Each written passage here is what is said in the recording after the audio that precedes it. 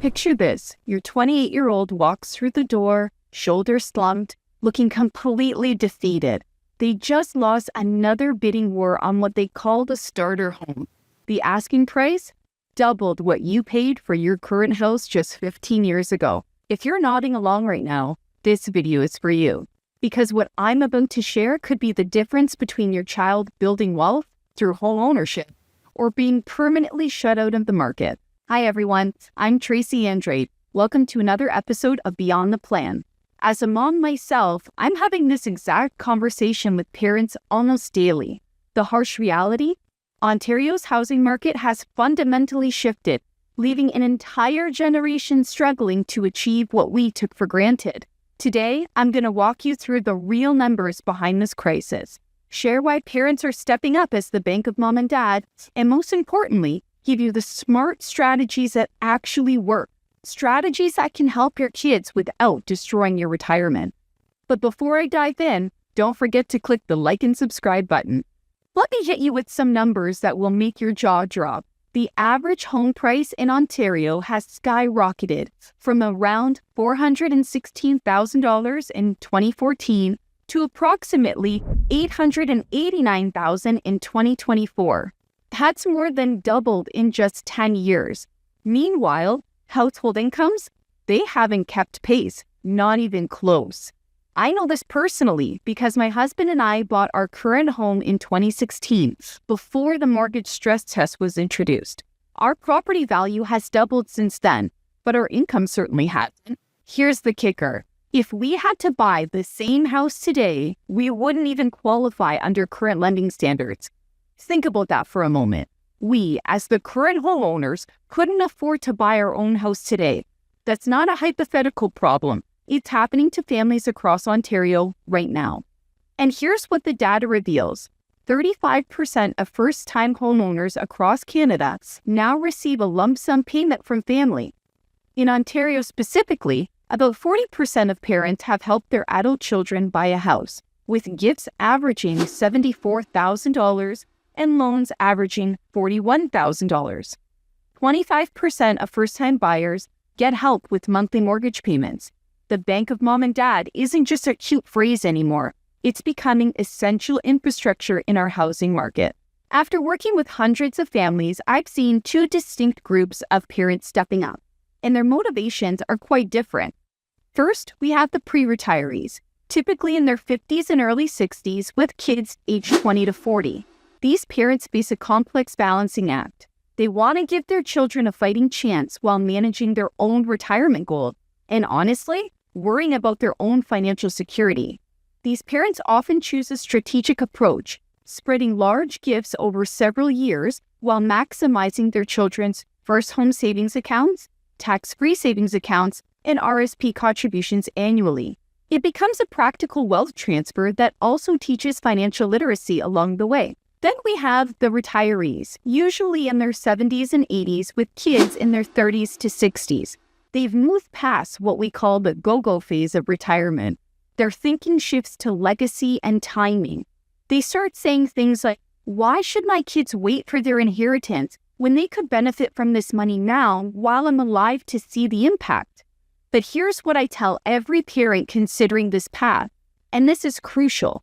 Giving while living is wonderful, but never at the expense of your own financial security. So let's talk about the real benefits of helping your kids buy their first home. And I want to talk about this first because there are some compelling reasons to help. So by helping, you can help jumpstart your kids' financial future. Helping them build equity early means they can secure more favorable mortgage terms and lower monthly payments, setting them up for long-term financial success. If you choose co-ownership, you might benefit from property appreciation while helping your child enter the market. It's also a tax-efficient way to transfer wealth to the next generation while potentially reducing future estate taxes. And let's be honest, there's genuine fulfillment in seeing your help make a real difference in your child's trajectory. But now for the serious downsides, because money changes family dynamics in ways you might not expect. I've seen parents feel obligated to help, even when they hadn't planned for it. leading to stress and compromised retirement security. Financial support can create dependency, shift power balances, and breed resentment. Children might feel indebted or pressured to meet parental expectations they never agreed to. Unequal help among siblings can spark jealousy and family tensions that last for years. So without clear boundaries and proper documentation, what starts as a one-time gift can become an endless cycle of requests, creating ongoing financial strain for parents who thought they were just making a single gesture of support. So when parents decide to help, I guide them through several proven approaches. Each has its place depending on your family's circumstances. So one option is the outright gift. This is clean and straightforward. There's no ongoing financial commitment, no complicated paperwork. However, remember that family homes are divisible assets in a marital breakdown, even if purchased with gift money. So here's a pro tip. Consider encouraging your child to sign a domestic contract with their spouse or partner, excluding the value of the gift from asset division if the relationship ends. Once taboo, these agreements are becoming mainstream, especially with younger generations. You could consider a documented loan. If you're lending money, proper legal documentation is essential. What happens if your child separates, they divorce, or they pass away? Without proper documentation, it would be challenging to prove that the funds were considered a loan. So consider making the loan forgivable in your will if you don't want repayment. Also think about fairness among siblings. Without proper documentation, one child might receive a larger inheritance than others. Another option is co-signing on a mortgage. This can help your child qualify for a mortgage they couldn't get on their own. But remember, you're fully liable if they default. Proceed with caution. Your credit is at risk and you're legally obligated to cover any missed payments. Another option is joint ownership. You and your child co-own the property, which may allow you to benefit from property appreciation. Ensure you have a written contract outlining everyone's rights, responsibilities, and what happens in various scenarios like death, disability, relationship breakdown, or a sale. Another option is trust structures. For larger amounts or more complex family situations, placing property in a trust can provide control and protection from future marital breakdowns or creditor claims. This requires professional, legal, and tax advice, but can be invaluable for significant wealth transfers. So here's something crucial that most parents don't consider. Once a gift is given, you likely won't be able to get it back. So before making any commitments, you need to stress test your plan. Ask yourself these critical questions. Can you afford this gift without jeopardizing your retirement? Have you considered potential future caregiving costs? What if the housing market shifts or your income changes unexpectedly? What if inflation runs higher than expected or your investment returns are lower? What if you live longer than expected or pass away prematurely?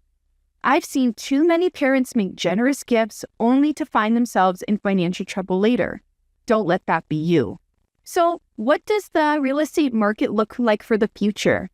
While experts predict a more balanced market ahead with modest price growth and increased inventory, affordability will remain a critical challenge. The help parents provide today might be the difference between their children building wealth through home ownership or being permanently shut out of the market.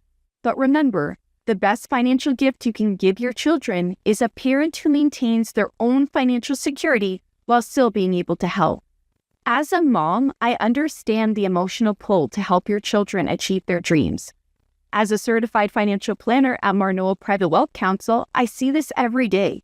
Parents who love their kids so much, they're willing to sacrifice their own financial security. The strategies I've shared today can work beautifully, but only when they're tailored to your specific situation and properly executed. This isn't something you want to wing. The financial and emotional stakes are too high. So if you're considering helping your child buy their first home, don't wing it. The impact on your financial future is too significant, and there are too many variables to consider. I want you to book a discovery meeting with me. We'll take a closer look at your specific situation to make sure any strategy we explore actually works for you and your family. We'll stress test your plan, explore all of your options, and create a roadmap that protects your retirement while still giving you the opportunity to help your children. You can book your discovery meeting by visiting marnoa.ca. because your retirement and your kids' homeownership goals both deserve a solid plan. Thanks for watching. Don't forget to like and subscribe for more financial planning insights. Take care.